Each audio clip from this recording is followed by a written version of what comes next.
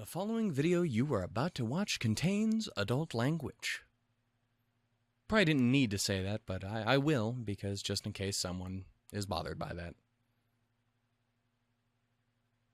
Tacos. Hey, hi-ho, and howdy, everybody. My name is Shannon L. Shook, and today I'm thinking about talking about something just a little bit extra.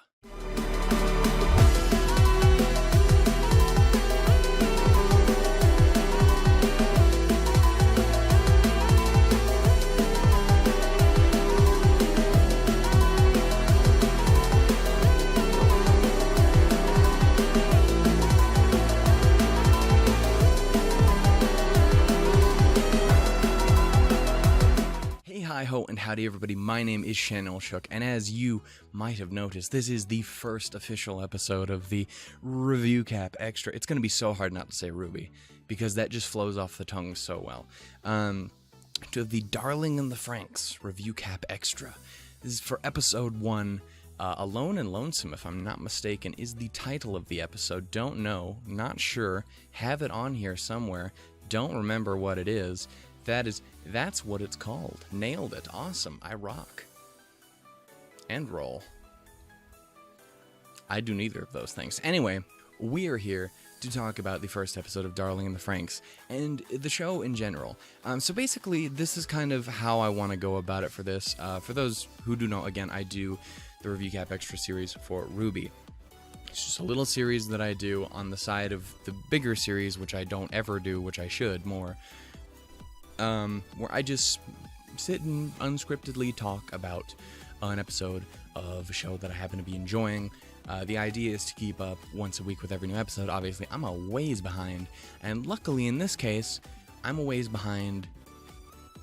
Just I haven't seen episodes. It's not like Ruby where I saw them months ago and I'm like just really bad at my job. No, I haven't seen them yet. I think I've seen up to episode 4. I don't think I've actually even seen episode 4. I know for a fact I haven't seen 5 and up, but I'm pretty sure I haven't seen 4 either. Could be wrong about that. We will see it when we get to it. Anyway, some background on the show. For those who are in the know will know that Darling and the Franxx is a mecha anime sort of thing with, I mean it is an anime.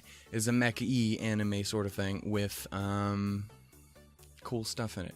Generally speaking, this isn't really my kind of show. Just for whatever reason, I'm not, especially when it comes to action, I am really not a big action guy in anime. For reason, like, again, I think, what is it? Is it shonen? Is that the word for it? I don't know. Point is, it's just, it's never really been for me. I don't know what's up with it. Which some people will look at Ruby and be like, what are you talking about? Ruby's your favorite. Have you seen that show? And I'm like, yes, I've seen it, but that's never what drew me to it. I thought it was cool, but it was the characters. That's the reason I watched that show, is because I love the characters and I love the people who make it. But yeah, and that kind of comes down to, I think, why I enjoy Darling and the Franxx enough to where I wanted to do a review cap series on it.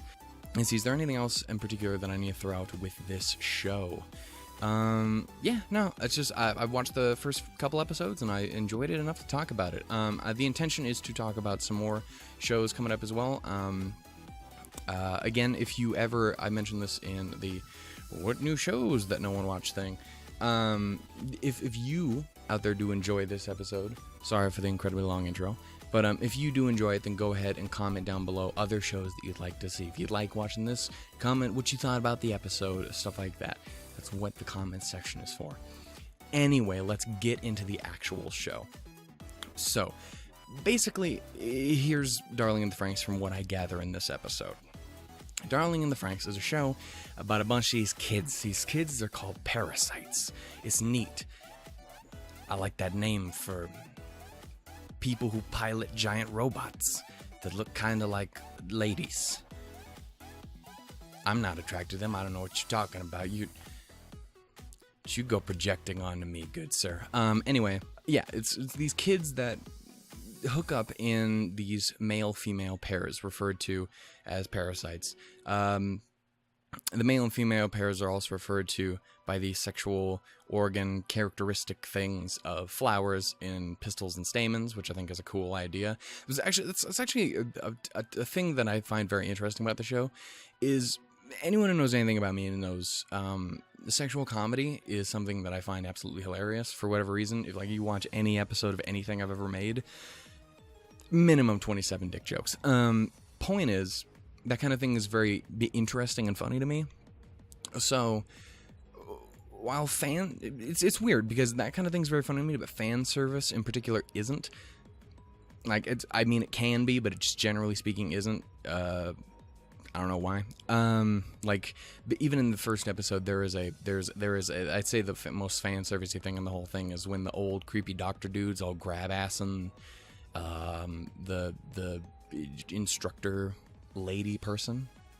I should know the names, but just in case any characters' names aren't shown off this early in the show, I won't mention it because I try and keep the things as spoiler-free as possible per episode. At least it's what I tried to do with the Ruby series, and I'm going to intend to do that as well. Sorry for clicking in the background. I'm opening up actually the notes I took for this episode. Anyway, yeah, it's a show about these kids who are basically born and raised all like Spartan 2 Halo style, which is kind of cool. I like that kind of thing. It's messed up, but I like it. To operate these giant machines called Franxx to fight off, from what I understand, generally to fight off these things referred to as klaxosaurs, which is both ridiculous and amazing. Which are these like giant robot monster dinosaur things. They just gotta shoot laser beams, and they're neat. That's all I got for you. The show primarily focuses around two characters in particular, being Hero. On the nose much? Maybe? No? It's Japanese? I don't... It's his name. His name's Hero, but he's also the...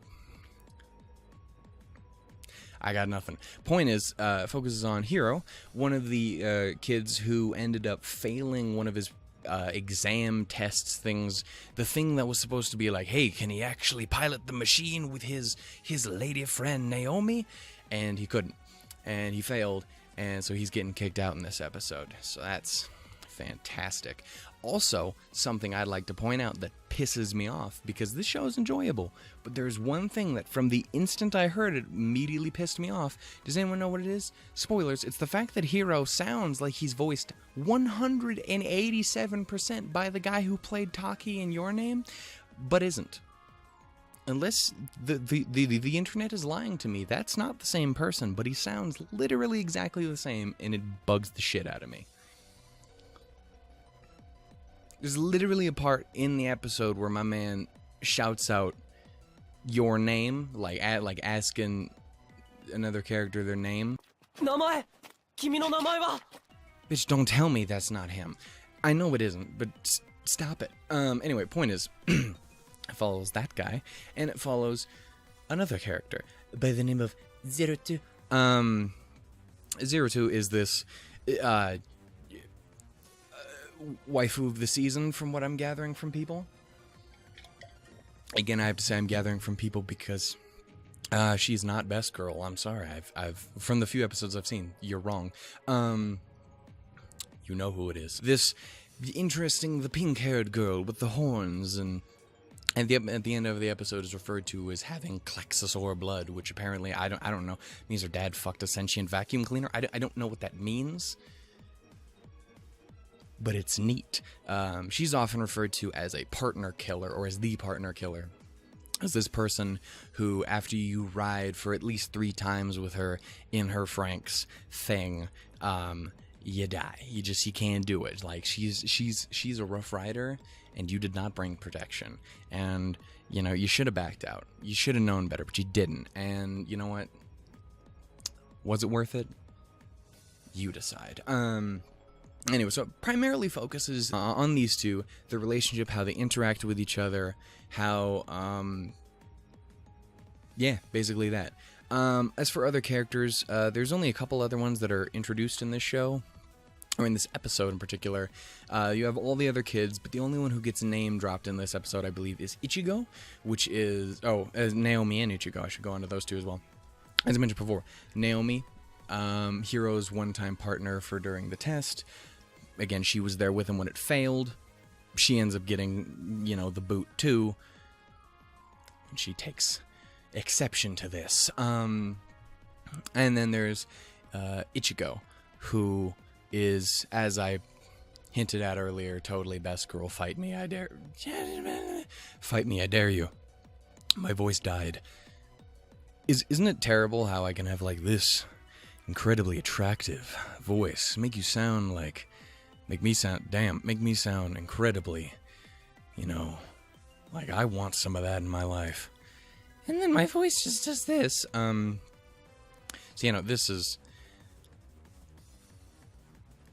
I'm so sorry for anyone who decides to watch this show. Anyway, the point is, not the show that I'm talking about. The show is great. This is bad. But anyway, yeah, so it primarily focuses on these two in their interactions with each other, and they're trying to get Hiro back into a position where he can ride around on shit and be useful. That's kind of the biggest thing around this episode. Is very early on, it's the show is introed by a kind of monologue by Zero Two, all about a bird named Jean. Yes? No? Maybe? I don't... Words. It's a bird that has to fly with another person to be useful. The idea is they only got one wing, so you need to link up together. You got two wings, you can fly. That's math. Basically it's her idea, and she mentions, viewing the human world and other people on because they'll, she's different and stuff. Later on, it actually gets kind of parroted by Hiro as well.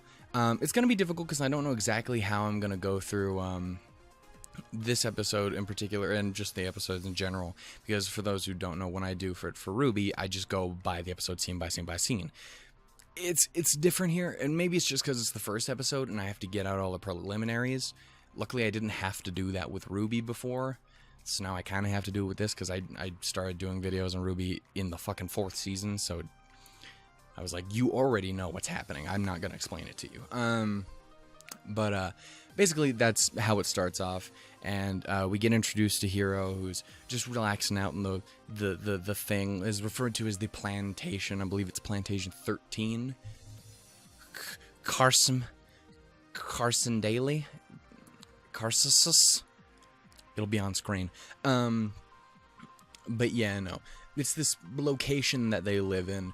All the kids seem to be from some sort of orphanage in some far-off land, and they all got pulled from there, again, to work into this, again, Spartan-esque fucking program, where they grow up to be fighters.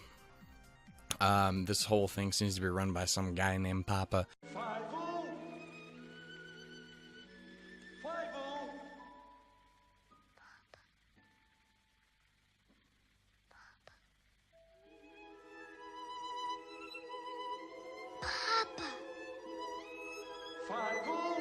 Papa!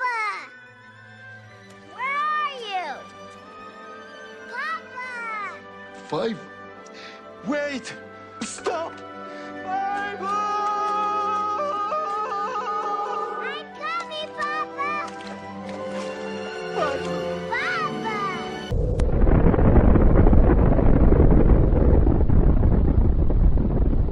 And yes, it did take me like 3 episodes to realize that that's who they were talking about.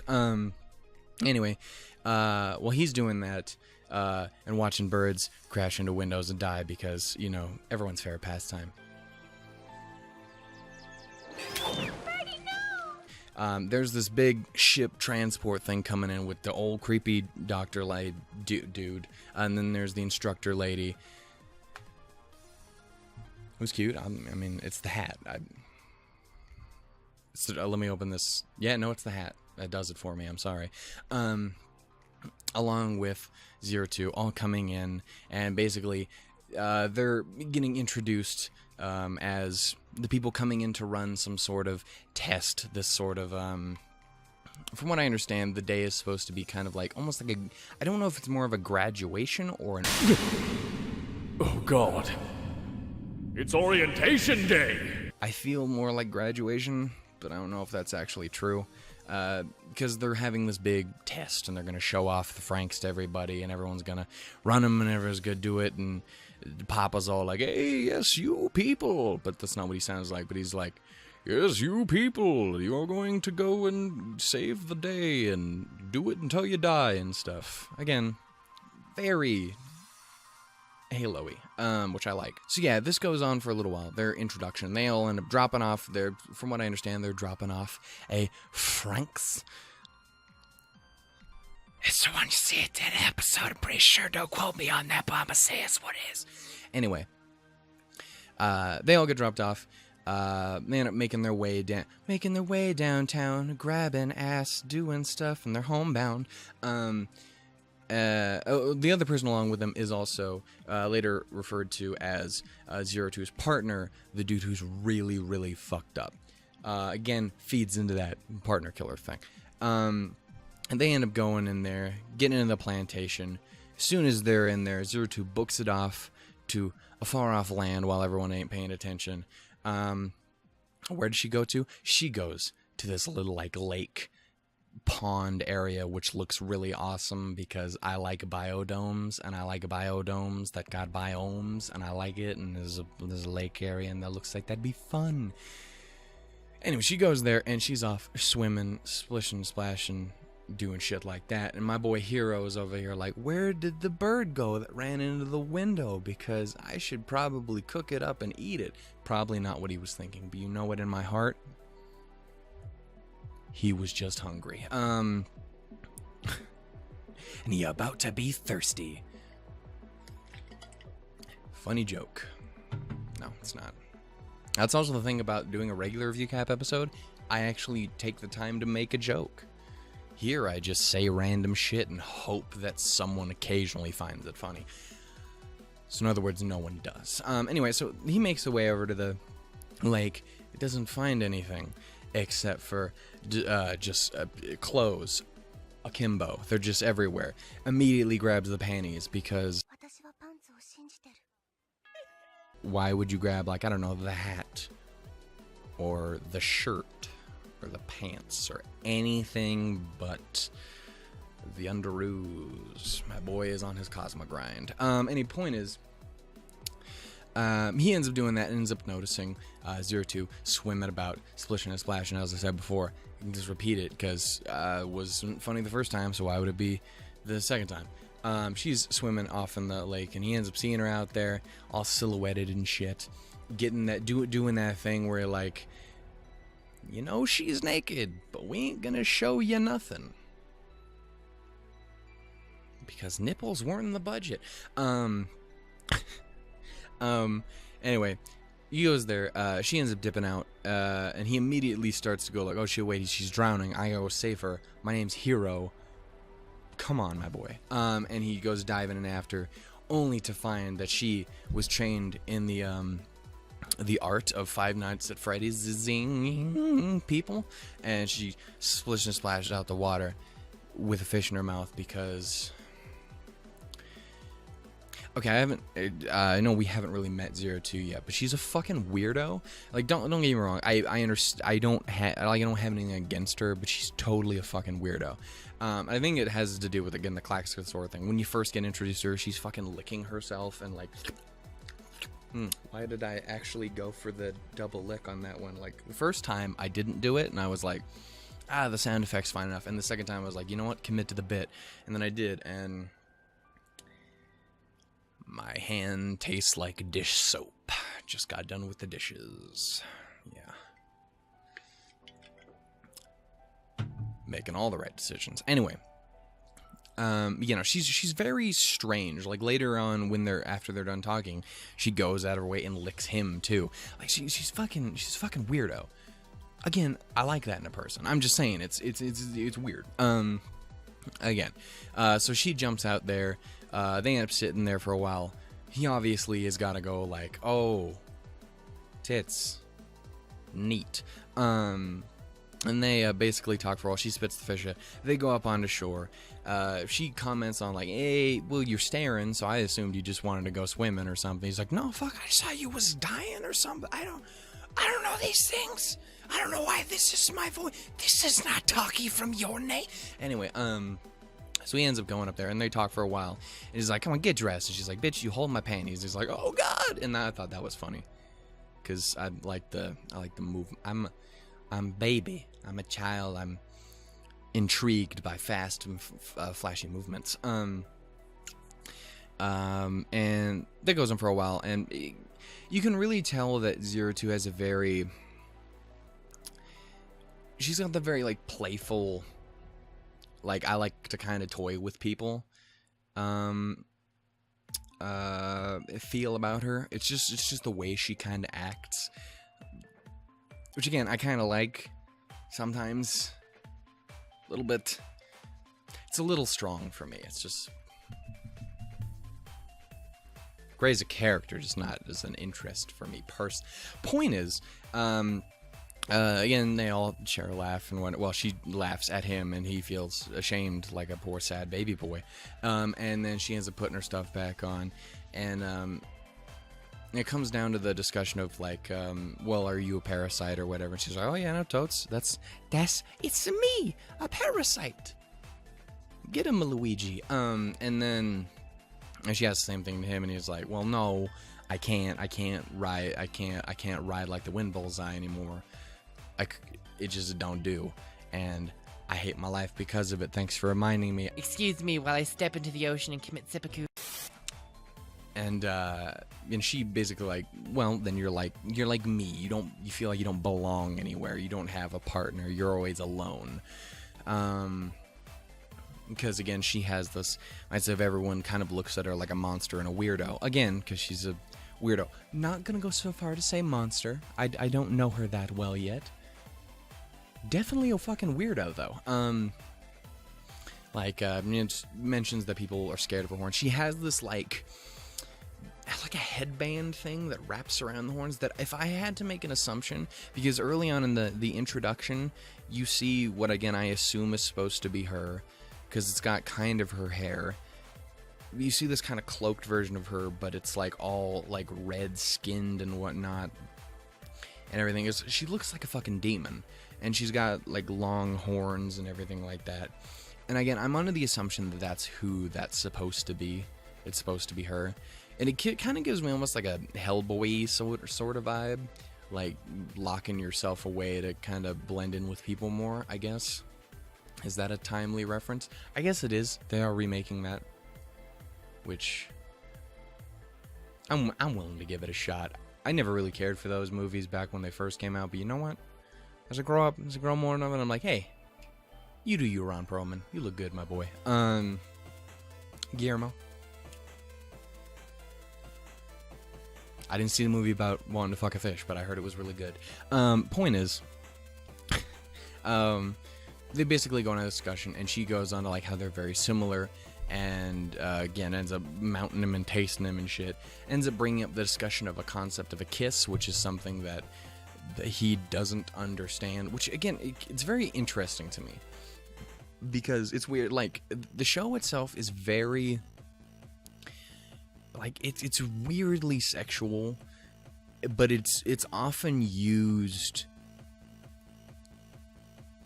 It's weird. Again, it's used not just for stuff like fan service, which again there's a little bit of it here and there. Again, there's the grab ass, and I mean honestly, there's not even that much fan, or at least not stuff that I would go so far as to say it's fan service. At least not in this episode specifically, except for that one bit.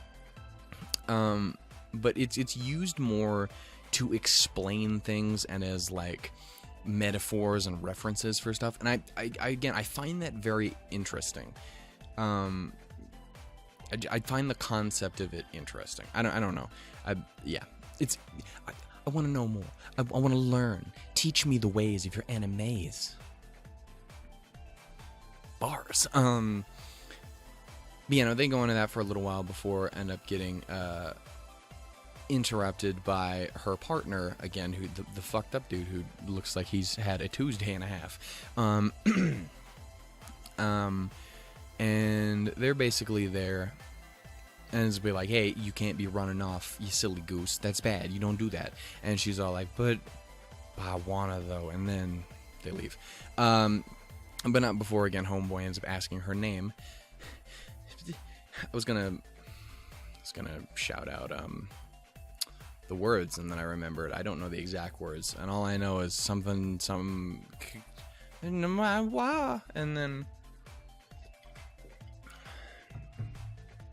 you'd think about as many times as I've watched that movie, I would know how to say these words right, but I don't, because I'm stupid. Anyway, asks her name, and she ends up going on like, hey, we don't have names. That's not a thing. And then she's like, would anyone just calls me 02? And he's like, cool, Snee, I'm hero. I can be your hero, baby. But not really, because he doesn't seem that like romantically interested in her or anything yet. Maybe. Anyway, and then they end up leaving. He ends up getting dragged away. And ends up coming across that bird and being like, well, comes down to back to the idea of a bird with one wing that can't fly has no purpose. It shouldn't be there anymore. And again, that's kind of his huge idea. He's under the impression that he's completely pointless and there's no point in him staying there anymore.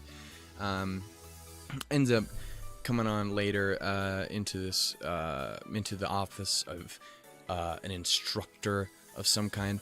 I don't know if this is his name, if it's Hachi. I do know someone gets name dropped as Hachi earlier on, and I couldn't remember in this or any future episodes if this guy ever got name dropped. So, if you know, you tell me right now, my boy. Or my girl. Baby girl. I'm weird. Point is, ends up getting into the discussion with the instructor, and he's like, well, you know, you don't have to go. We're willing to let you stay here. And he's like, nah, fuck it, I can't. Bitch, I've had a Tuesday, and I can't do this no more. And, like, I'm pointless. There's no reason to me staying here. He ends up going out back in the window. Okay, you do that. Ends up coming across Naomi. As I mentioned before, Naomi was Not-So-Taki's original partner. And then things failed, and because of that, she ends up having to get forced to leave. Because she's part of the problem, I guess. I don't know why she is forced to go, but he isn't. I don't know if they explained that at all, and I just wasn't paying attention, but it seems interesting and strange, and I don't know how I feel about it. You sexist bastards, you. I mean, the world they live in is really weird. Who knows what rules they have. And basically they go into the hallway, and she is upset at him. Later on, they're found getting ready to leave on this little transport thing, getting into these big old bubble tank things. I think they call them plants. I don't know if that's correct, but we're gonna call them that now. Hey boy, you get over here in this planter right now. We're gonna grow us some petunias. And that are supposed to take them back to this garden or this orphanage. It's weird. I don't understand half of what's happening in the show, but I'm intrigued and I want to know more. And just throw this out there. I will forget points. I will say things incorrectly. I will make mistakes in this series. If I do, please do not be afraid to correct me if you know what's up. The only thing that I request is that you keep things spoiler-free for later episodes. If it's something that gets explained in, say, the next episode. I don't remember if it is, I only saw it once. But if it's something that gets explained in the next episode, just leave it for then, or just be like, well, hey, it gets explained next time. So just a thing, never be afraid to correct me, just don't be a dick about it, that's all I guess I ask. Anyway, point is, I got enough of that. I live with me. Get I'm a dick. Point is, they're getting off into there, and again, the kind of discussion goes down to, Like, hey, why are you leaving? You don't have to leave. You should stay and at least try and do stuff again. And I believe Zero Two said the same thing in the previous thing. Is like, yeah, I mean, you just got to keep trying. If you keep failing, find a new partner. You just, instead of just wallowing in your self-defeat, try and try again. Make it work, my boy. And she ends up, again, Naomi ends up saying basically the same thing as, you know, just you have a chance, you have a life here, you have something you can do, so it's your obligation to do it. And she ends up getting ready to go off to leave and ends up knocking his ass back down, be like, nah, son, you stay right here, you make it do. I'm gonna go leave and go cry, because I'm on screen for about 4 minutes in the whole episode, and I'm crying about 80% of that time. Damn. Yeah, no, she basically ends up forcing him to stay, and she ends up taking off in the plant, I guess. And he ends up having to stay there and reconsider things. At least until the next one shows up. While all this is happening, again, there's some sort of, I don't know if 100% if it's a graduation on orientation. I don't know if it's them getting, like, entered into the plantation, them like, oh yes, we shall begin your training, or if it's more like, you've done so good with your training, now you will defend the world. Like, it's really, I don't know for sure. But anyway, you have all the pairs, the pistils and stamens. Stamen. You know what I just realized? I don't know how to spell stamen. It's completely irrelevant, but you now know that I don't know. Anyway, so they're all there standing out in this huge, like, Coliseum courtyard area where everyone's getting together and be like, oh, look at the kids, they're going to die. Yes. They're all off there doing that and getting ready to do stuff. And they end up, Papa goes off and gives his big speech, and the kids then all end up taking these train things around and shit, and they're gonna go off and do that. Something I actually haven't mentioned, which is a catastrophe and a goddamn injustice, is, again, the only one of the kids so far that gets name dropped is Ichigo, and that is, again, apparently Kanahiro's main friend. Like, it's best girl so far. It's the girl with the blue hair who is like texting him, like, hey, come on, earlier in the episode, it's like, hey, come on, get your shit together, and things, stuff's happening and whatnot. And it's basically the childhood friend, which, okay, so this is something I have to say because it depresses the hell out of me. I've watched a very limited amount of anime in my time, but I've watched enough. I've watched enough to where I can immediately point out when my favorite character is gonna get fucked over by the end of it, because my favorite anime is The Pet Girl of Sakura So, and my favorite character is Nanami. I've seen it. I know how it's gonna be. I know that in the love triangle, Ichigo's gonna get screwed, and I don't like it, and it hurts my feelings, and it's like, Zero Two's great. She's great. Sheena was great. But they're not my favorites. I don't know. It was just weird. It was something I commented on, tweeted out the first time I actually watched the episode. I was like, I nothing like watching anime and knowing immediately that your favorite character is gonna get fucked over. I could be proven wrong. They could not even do anything with the whole love triangle thing, but you're wrong if you think they're not gonna. Like, I've seen 2 episodes down the line. You're wrong. Oh, shit. Anyway, they're off and they make their way to the Franxx, and my boy is they're getting ready to get all up in them and whatnot, because they're gonna do their test performance in front of everybody and whatnot. And Hiro's standing out there on the dock area, and he's like, okay, there's the new one, we got it, the new plant thing, and they're gonna go get in that, and he's gonna follow shortly behind Naomi. But this all stops when we smash cut to Zero Two being all up on Batmaning her way up into this area, and she's like, I smell bad. I don't know. Maybe she smells lovely. What do I know? What a Klaxosaur smell like? If she's part Klaxosaur or some shit, does she smell lovely? Does she smell terrible? Like oil? Laser beams. Do laser beams smell? I don't know. Comment down below. Point is, she ends up mentioning, like, I smell a Klaxosaur, and like, ooh, that's a scary idea. That name is cool, but it's also like total like edgy teen name too, like, and Hero took on the mighty Klaxosaur, and sorry sir, but we're not going to buy a script that has something that ridiculous in the name. Oh, could I just give the script to you? Why is his voice that deep? He was supposed to be like a 13-year-old emo kid. Any point is, she mentions she smells that, and then it cuts back to Natsutaki, and he's standing there on the thing, and there's a rumbling and a bumbling down the way, and out of nowhere, shkabam! The giant Klaxosaur dino dog monster chicken thing breaks out of the ground and ends up smashing the ever-loving fuck out of Naomi's plant. Oh no, my petunias. Anyway, ends up smashing that all up, and obviously my man's like, no!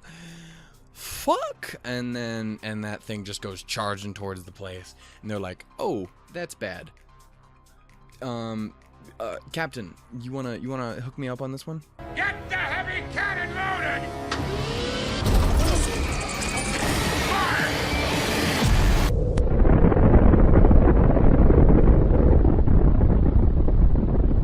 And then obviously they all start firing, and they all start shooting, and he starts exploding, and things, and then he's all like, what? And he's like, how dare you shoot your cannonballs? And he's like, wham! And starts breaking shit and fucking everything. It's a very cool scene. As I said, I'm not a big action guy, but I can enjoy some explosions every once in a while. Anyway, ends up taking out the platform that Homeboy's on, throwing him across the area. And then the Klaxosaur's there, and he's there, and he's like, oh fuck, that thing's gonna make their way over to everybody else, to all our friends, oh no, shit. And then they go booking off down the way, and he's like, I'm going the distance, I'm going for speed, and they start the race to get to everybody. I don't know what this motherfucker's gonna do if he's over there. Like, I mean, he's just a fucking dude. He ain't got no giant robot suit. He ain't got even, like, a pistol. He can't even be like, here's a rock, fuck you, you giant robot bastard. But that would be interesting to watch, because I assume the thing would immediately hyper beam him into the next dimension, and it would be, this show would be a one-episode series, but it would be intriguing. He ends up making his way over there, and during his run, he notices another what? There'd be another one in the dust, and he ends up seeing this, like, almost like this big cat. I think it looks more like a puma. What in Sam hell is a puma? You mean like the shoe company? No, like a puma. It's a big cat, like a lion. You're making that up. Ends up seeing that run by, and is all like, oh god, there's another one. It's even worse. Oh my god, Godzilla, where are you? And then they make their way to the area, and the big Klaxosaur immediately starts breaking down Ichigo's garage, where she and Homeboy is at, the big tall guy who's our partner or whatever. Also, fun fact, their Franxx gets name dropped as Delphinium. The more you hiccup. The more you hiccup. Nailed it. I meant to say no. Fucked it up the second time just as much as I did the first 3 times. 2 times. Damn. So ends up goes breaking into there, and that's really bad. So then the other one, the other Klaxosaur thing, tackles it and is like, hit it with a tackle attack, and then knocks it all across the area and picks it up and bites it and throws it around because it's cool, and is like chomping at the bit at it, and then the big one is like, nah, and ends up throwing it off and charges up its fucking hyper beam. Is like, I'm not firing my laser, but I'm preparing to, and then he does it, and then the It's really hard for me to explain action scenes in this kind of... There's a reason they mostly get skipped over in Ruby. It starts firing the hyper beam, and then the other one's all like, nah, son, and use protect, and that still blows a bunch of stuff up, and ends up getting the Puma launched across the thing up to where Natsutake is, and ends up smashing into the thing, and like, oh god, it's gonna crush me, and then it is revealed that is in fact a Franxx. Not as only is it a Franxx, but it's Zero Two's Franxx. You find this out because Homeboy ends up falling out of it dead as a fucking doornail. My dude has had a fucking bad day.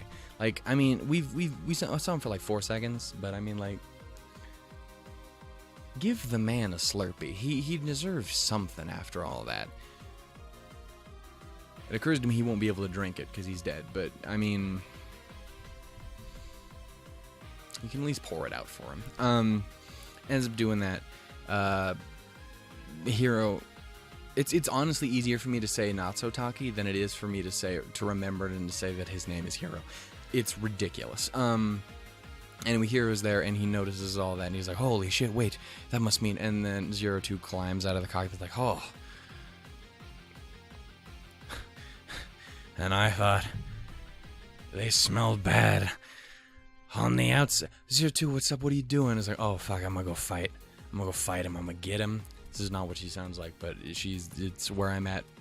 I'm at that part of the episode where I just start randomly relaying information through voices, aka the bad part. And basically it comes down to a discussion of she's gonna keep going off and fighting, and the discussion ends up coming to like, well, you can't do that because you're gonna fucking die, because apparently you can't run the machine on your own because it'll kill you. It's got some like Pacific Rim shit.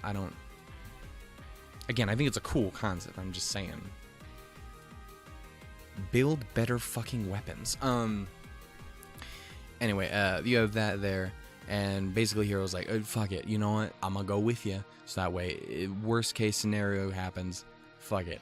We both die anyway. What the fuck am I gonna do? Naomi's over there. She's a goddamn pancake. I'm up here. I ain't got no job. I ain't got no shit to do. And it's Friday. Anyway, and ends up basically like, yeah, well, bring me along. She's like, oh, it's fine. She's like, get over, and she fucking scorpions him up to him, drags him in there, and ends up being like, well, if you're willing to die for it, then fine, let's do it. And they end up kissing because apparently that's how this do. I don't understand shit, but it's fucking cool to watch. And that happens, and the thing turns back on, and you see the name of her Franxx, which stirs. I wrote it down, but I still am not going to pronounce it correctly. Strelitzia? Strelitzia. Streliza. Welcome to Streliza. Welcome to the family, son. Anyway, point is, ends up getting in there, and the thing starts running. Moving and a grooving. It actually kind of brings me to something that I forgot to mention. Again, I'm going to forget things. Funny enough, I'm going to forget the name of the show. Earlier on, when they were talking by the riverside, she very specifically mentioned, like, well, maybe you could be my darling. And he's like, what, you mean my partner or whatever? Get it? Darling in the front. Kid, it's a genius. Anyway, and she ends up going in there, and then the end of the episode, or the whole last part of the episode, is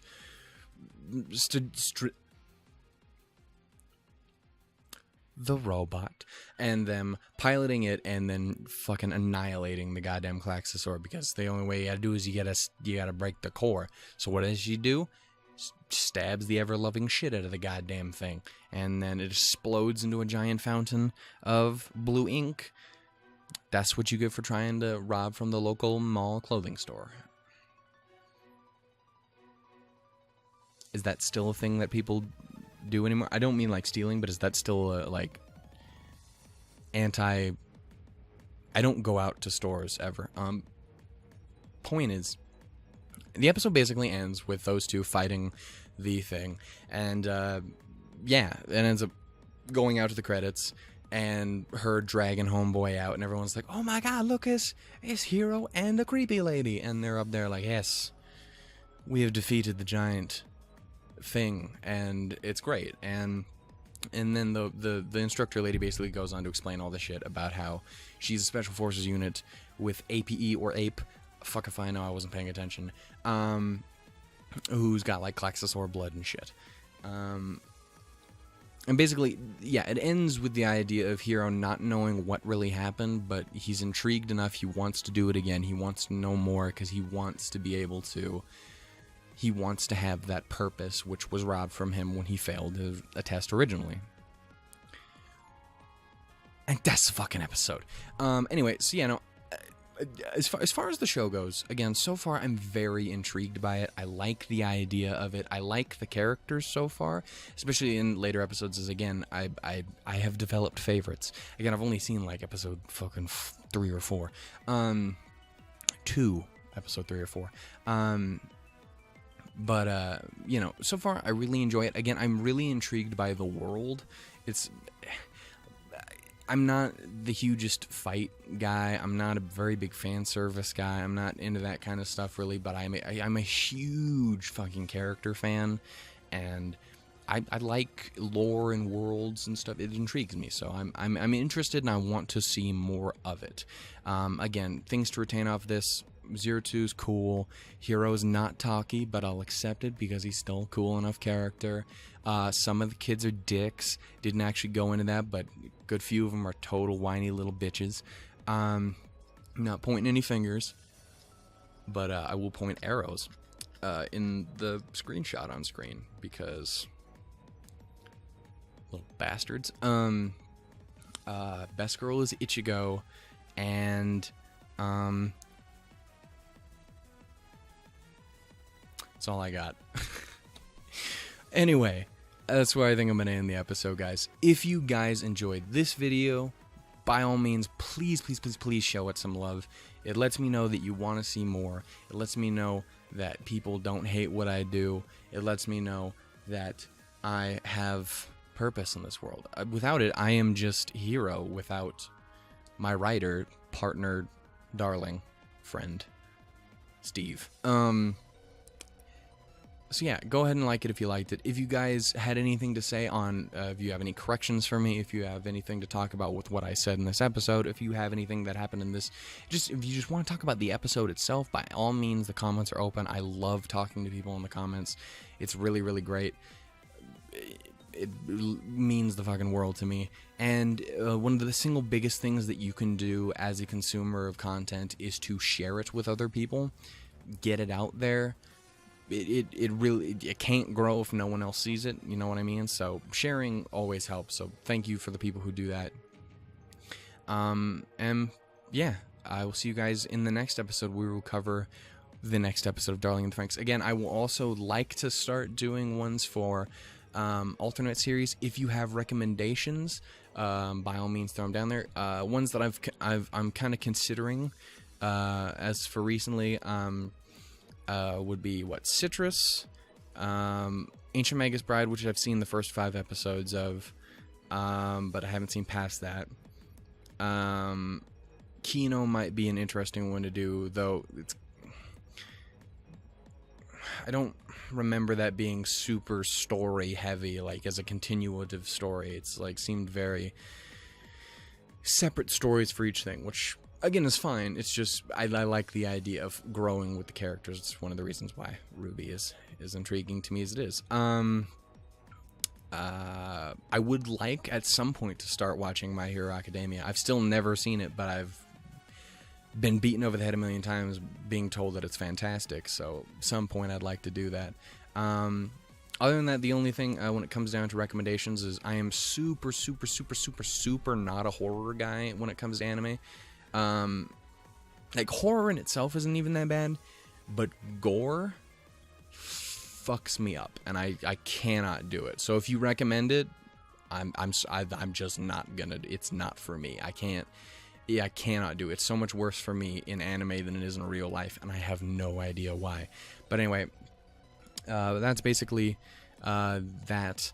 And again, I do personally prefer things like a slice of life, rom-com, shit like that. Character character episode or series and things like those are the things that I like the most. So anyway, if you have any recommendations there, by all means throw them out to me. I'd love to keep doing these things. Are very fun to do. They are incredibly fun to do, and the fact that I might actually be able to start doing them with regularity for other things except for just RWBY is a lot of fun to me. So by all means throw it down there. I think that's all I have to say, really, and I will see you guys in the next episode. Hopefully you guys will stick around to see it. Hopefully you didn't hate it, and tools, duels, and lemons, everybody. Bye-bye.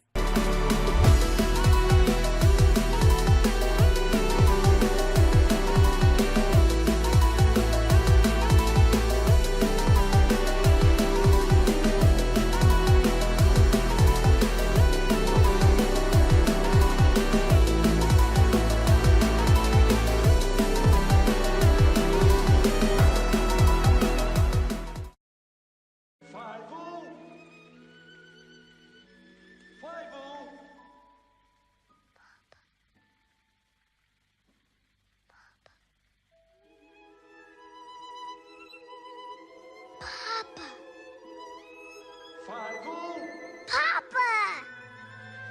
Where are you? Papa! Five. Wait!